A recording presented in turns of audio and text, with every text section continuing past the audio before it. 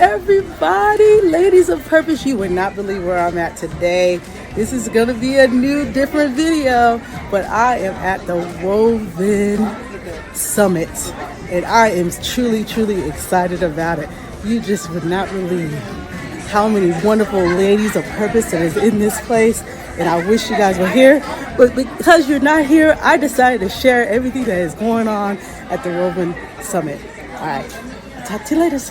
Let me show you everything that's going on right now.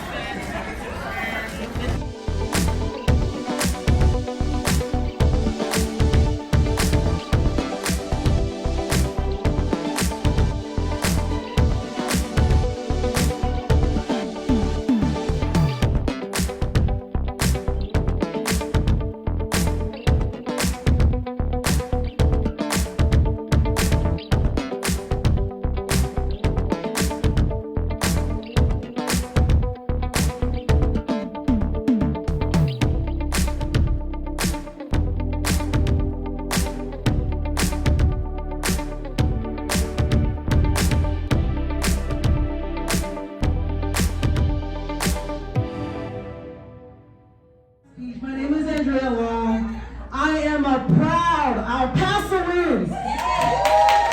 I'm from here. This is my turf, and I tried to leave El Paso so many times.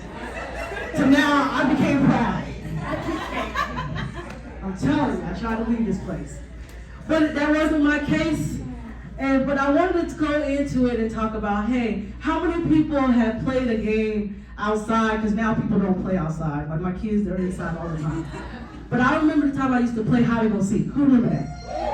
Yeah, me too. I used to play hide and go seek. My mom had me out there sweat, you know. And then, they say, ooh, you smell outside. Come back outside, you know? So who can name some other games besides hide and go seek? What else did y'all play? Kick the can, jump rope. What else? Freeze. Okay, what else? Anybody else? Kickball. What about wall ball? You know play wall ball? And then they hit you if you didn't get it right or something. Hopscotch? Yeah, I played hopscotch too. But the one game for me, who played the game of tag? Yeah, man, me too. I remember the game of tag so well. But the only thing about the game of tag was that, man, it took like 5 minutes for somebody to be the tagger. Do y'all remember that? Like, who wants to be tagger? Not me, right? Not it. I ain't the tagger. To the point you can play what? Rock, paper, scissors. You can play in other games to find out who's the tagger, right? And that is what networking is. When I found out that I had to network, because I have 3 businesses, a little bit more stuff. I'm all over the place. But the first business is I'm a co-founder with my husband. We do marriage coaching. We travel a lot. And he was the master networker. And then he kicked me out and said, you gotta get your own business because you got all these women and you need to get your own. So I got my own and I was waiting for him to network. And he was like, nah, you got to do your own networking. So the formula I'm gonna give y'all, when she came to me and I'm like, you know I'm a preacher? Why you got this preacher girl up here talking about networking? But the formula is networking. So net equals you plus working. Oh yeah, when I got that formula, I was like, net equals me plus working? Who wants to work, right? That's just like the game of tag. Who wants to be tagged? Tag, you are it. Tag, you are it. That is networking. And so I realized, I'm like, oh my God, I have to be it. I am called to go out and reach these women. Oh my Lord, I don't want to do that. That means I have to put myself out there, right? And y'all were so good, because y'all in El Paso, that's why. Y'all are talking it up. I have a lot of people that are loving to be the net, right? And so I'm going to talk about us being the net. And I have like 3 points that I'm going into it. But I'm going to talk about the definition of networking, right? Because of course, when anybody tells you you're going to do something, you what? Google it. And so that's what I did. I went to Google so I could sound smart with y'all, And so it's an action or process of interacting with others and exchanging information and developing professional or social connection or contracts, I like that word, want to get them contracts, right? This is a skill that you can use to bargain or make deals. That's why we're here. We want to make some deals. So when I heard that it's a skill, that means that's something what we can practice. So even if we're not good at it, that's something we can keep on practicing on it and get better at it, okay? All right. So I want to tell you a story about me. I already told y'all I'm from El Paso, but I left, came back, left, came back, then I left, came back, and now I'm still here. So what does that tell you? I married a military man, y'all. And then he decided to come back, right? But me being a military wife, I have met so many people, so many wonderful people. And I traveled, I went to Germany, I did some ministry stuff. I used to play. I used to jam it out. I also used to dance and I did a lot of dancing with flags and teached them. I was a choreographer. I did it all. I had so many hats, right? But then God told me, hey, I think you're supposed to do coaching and mentoring to the women. I was like, yeah, okay, I can do that. He was like, nah, women leaders. Oh no, I can't do that. Women leaders? And so when I decided to help my husband out, and then he told me, you got to do your own. I was used to being behind the man. I didn't have no problem with that. Some of y'all might have a problem, but for me, I was good being around my man. He fine, y'all. He fine. He good looking. And I didn't mind being that person to support him, right? But God said, no, you need to get out. And I was like, well, that's up to him. And he's like, yeah, you need to get out. Oh! So I got out, but the way I got out was some thorns in my nest. And you know what those thorns was? He retired, and we were used to a certain income, and he was like, hey, I gotta get out. He went out on medical leave, and I said, what are we gonna do? He said, you gotta get a job. What? I don't know what we're gonna do, but we gotta do something. So we started public speaking, helping out couples, and I didn't talk to nobody. I'm like Monica over there. I was like, I ain't getting in front of nobody. That ain't gonna be me, right? But I worked on it. I went to Toastmasters. I started just working on that skill of talking in front of people. Then I saw that I had a sense of humor. I'm like, oh God, you put that in me too? I want to make people laugh. So I went into doing that. Now I'm telling my story for a reason, because a good story is the best way to make a pitch when it comes to networking. There used to be the traditional networking is you go straight with your business, hand your card, sell, right? But now people want to hear why you decided to do the things you do, right? And so my passion, the reason why I started this mentorship was, like I told you, I was a military wife going to different places and didn't know nobody. And if I would have had a mentor to tell me go to school, get a job, do something for yourself, I probably would have been more successful than I was before. And I was alone and didn't have nobody to talk to. And so I decided to be that person to help women to come together, especially if you're a leader. Because when you're a leader, you don't have nowhere to go. You don't have nobody to pour into you. And so I was a natural leader. My mom said I'm bossy. She got on me all the time. But I had to realize that where do I go? Because when you are a boss person, you get a negative connotation, right? You're not welcomed. They say you out of your place, you know? But I wanted to develop a place where women leaders can come and be themselves. Because I didn't have a place like that.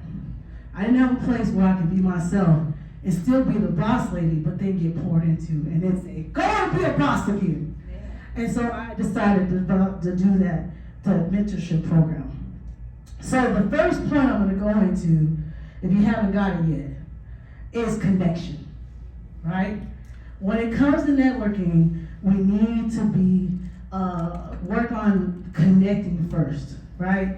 And I told y'all to tell your name. And think when you come to your story, think of the present, the past, and the future, right?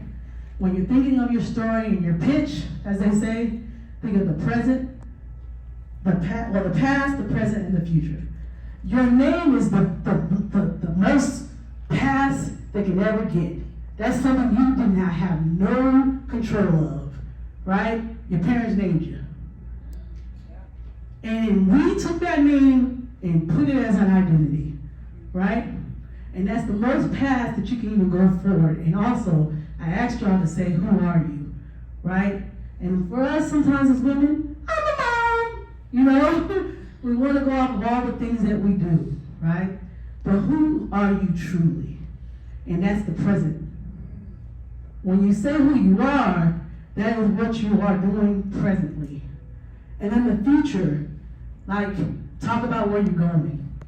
Because then that doesn't get you to feel negative. That's a passion and drive. Look, I got these products, but one day, like she said, I'm going to have a brick and mortar. I'm going to do this. I'm going to do that. So what's my presence? I'm hoping that the more I help women's leaders, that I can mentor teens and young adults. I want to be able to get young women to come to me so I can help those teens and the young adults so they can be boss ladies like us. Right? So that's my future. Okay? So, when I started thinking about these rules of the game, I thought about, of course, the net. And what other thing I could think of a net will be fishermen, right?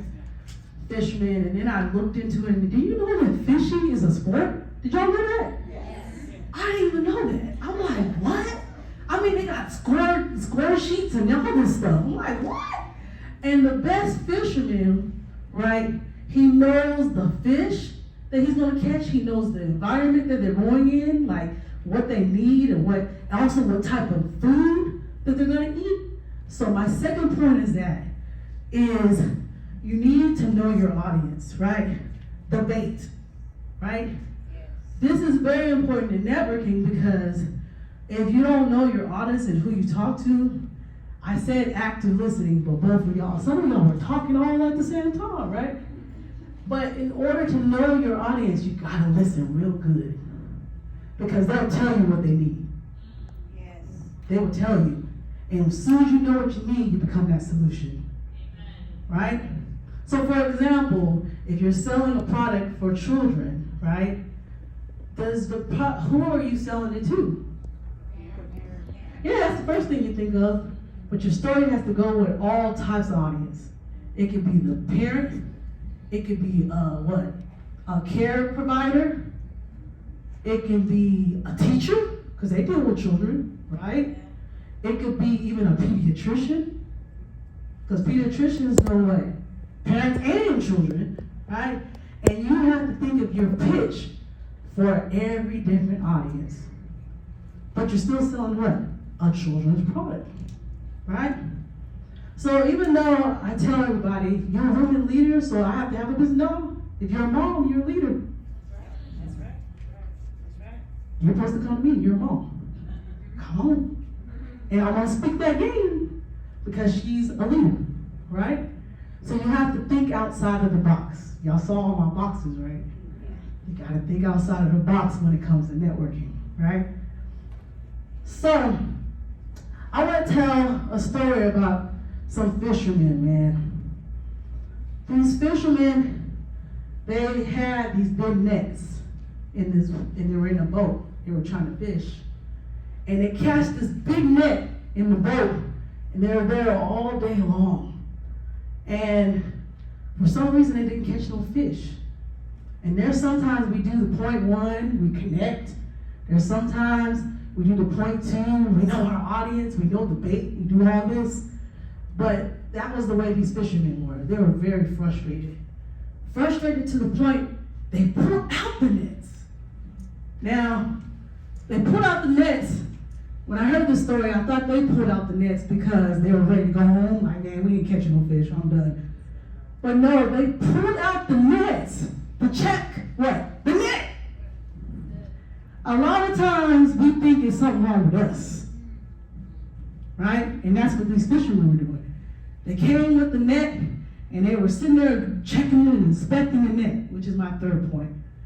Inspect your net. Do the follow-up. You know what I mean? What do you have when you do get these cards? Now, all of us don't got all kinds of cards, But what is your system for the follow-up? Right? Another thing is, I gotta get my notes because I really need, God said, go to your notes on this one. Okay. Are you being original and unforgettable? Right? Because sometimes we can't help to, like I said, with Google, and I know when God told me I was supposed to do this ministry, and I was like, what does that look like? You know, the first thing you think, go to church, right? He's like, nah, it ain't like that, it ain't like that.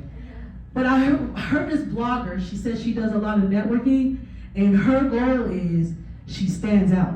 She will wear a yellow dress, she'll wear a red dress, so she can be unforgettable, right?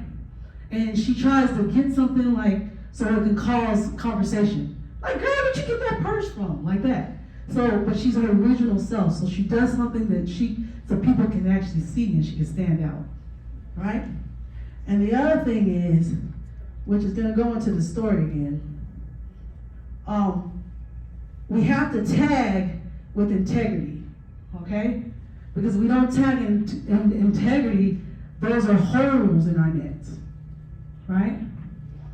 Don't say you're going to call somebody and then you don't call them, right? You have to make sure you don't promise anything that you ain't going to follow up to do, all right? The last one is this. Does the net need to change its environment? All right?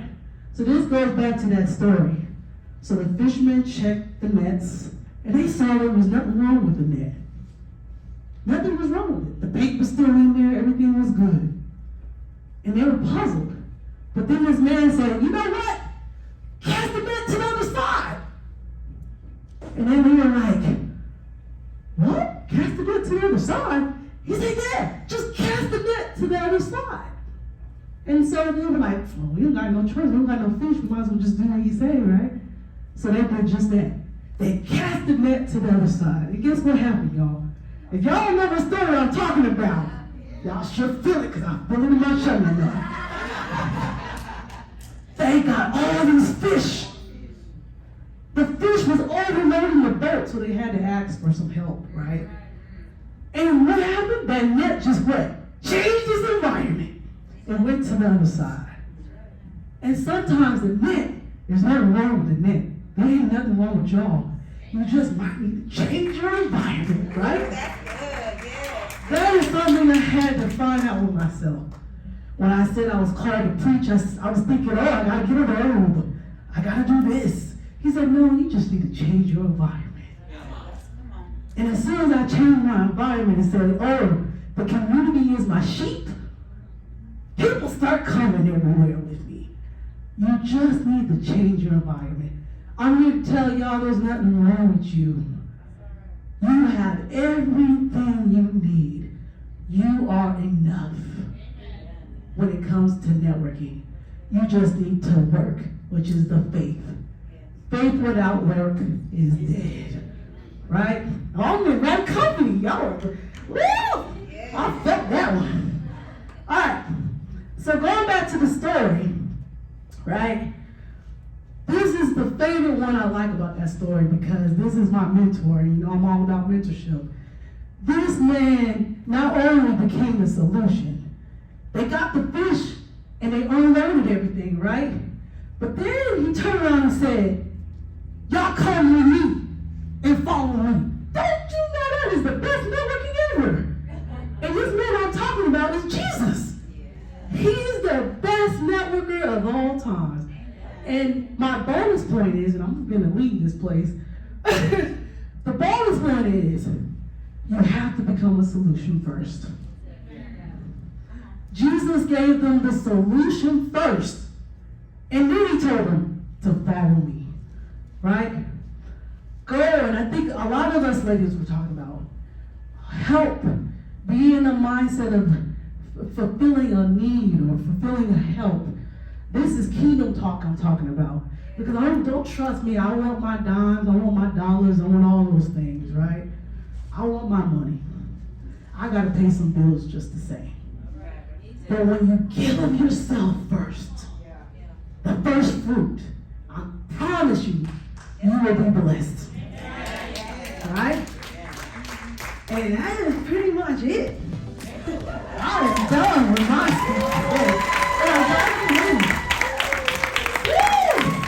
So come on, let's keep networking, all right? All right, thank you.